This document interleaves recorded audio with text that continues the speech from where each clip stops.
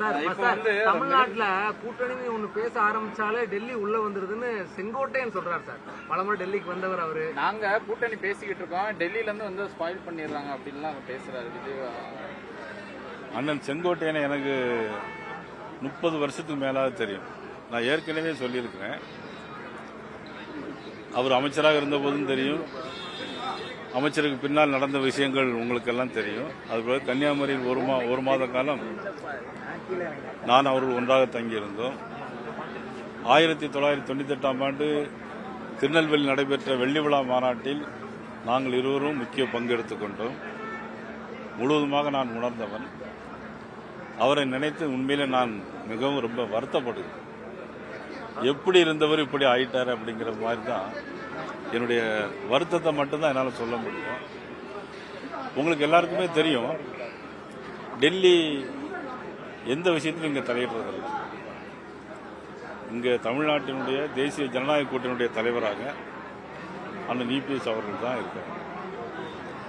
அவர்கள் வந்து தான் மதிப்புக்குரிய அன்புமணி ராமதாஸ் அவர்களை அழைத்துட்டு போய் டெல்லிக்கு போய் இங்கிருந்து பேசி முடிச்சுட்டு அங்கே டெல்லிக்கு போயிட்டு வந்தோம்.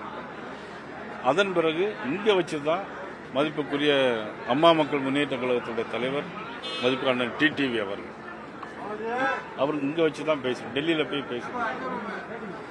இங்கே வச்சு தான் பேட்டி கொடுக்காங்க, ஒன்றா இணைஞ்சு பேட்டி கொடுக்குறாங்க. பாரத பிரதமர் நரேந்திர மோடி அவர்களுடைய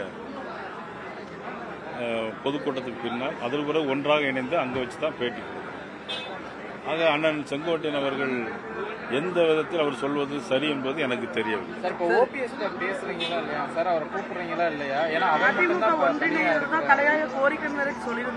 ஏன்னா கூட்டணிக்கு யாரும் என்ன அழைக்கலன்னு நேற்று ஏர்போர்ட்ல இல்லை, அதாவது என்னன்னா, அண்ணன் ஓபிஎஸ் அவர்களை பற்றி நான் எந்த கருத்தையும் சொல்ல முடியாது. அவர்கள் ஒரு கட்சியில் இருந்தாங்க, அந்த கட்சியிலிருந்து வெளியே வந்துட்டாங்க. அந்த கட்சியினுடைய உள்கட்சி பிரச்சனை, அதை பற்றி நம்ம பேசுவது என்பது சரியாக. உங்க கூட்டணியில எலெக்ஷன் நின்றுருக்காரு போன தடவை. ஆமா, சுயேட்சை சின்னத்துல. இல்ல, அவர்கள் கூட்டணி இல்ல, அவர்கள் கூட்டணியில் இருந்தது உண்மை. மதிப்புக்குரிய அண்ணன் டிடிவி தினகரன் அவர்களும் கூட்டணியில் இருந்தாங்க. அப்புறம் கூட்டணி வெளியே போயிட்டோம். அரசியல் கட்சிகளில் கூட்டணி சேருவதும் சேராது இருப்பதும் ஒரு நடைமுறை உங்களை எல்லாருக்குமே தெரியும். இப்போ அதில் பார்த்தீங்கன்னா அண்ணன் ஓபிஎஸ் இருந்த உண்மை தான். இப்போ வர்றது வராது வந்து அது இனிமே காலம்தான் பதில் சொல்றேன். சார், இப்போ கூட்டணி ஆட்சி சாத்தியம்னு டிடிவி நேற்று சொல்றாரு. நான் என்னோட சார்பில் போட்டிடுறவங்க அமைச்சராகிறது என்னோட ஆசை, ஆனா நான் நிபந்தனை எதுவும் விதிக்கல. அது சாத்தியமா சார் இந்த அதிமுக பாஜக? அது அவருடைய ஆசைன்னு தானே சொல்லியிருக்கேன். ஆசை, ஆனா நான் போட்டியிட இல்லைன்னா சொல்றாரு. அதை பத்தி நான் எந்த விதமான கருத்து நான் சொல்ல முடியும். சார், இப்போ அவரு என்னன்னா தாவேக்காவுக்கு வருவேன்னு செங்கோட்டையன் நம்பினாரு. அதாவது மீண்டும் தேசிய ஜனநாயக கூட்டணிக்கு நான் போக மாட்டேன்னு செங்கோட்டையன் நம்பினாரு.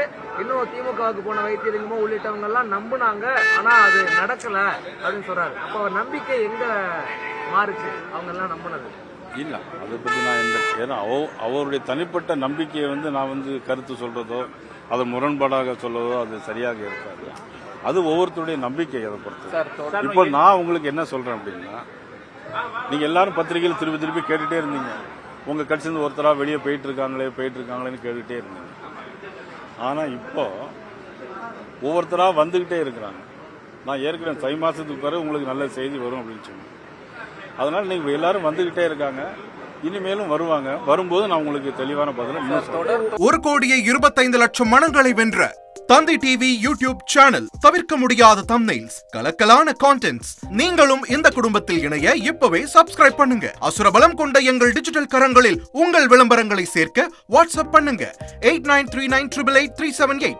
Email advtthanditv@dttv.in.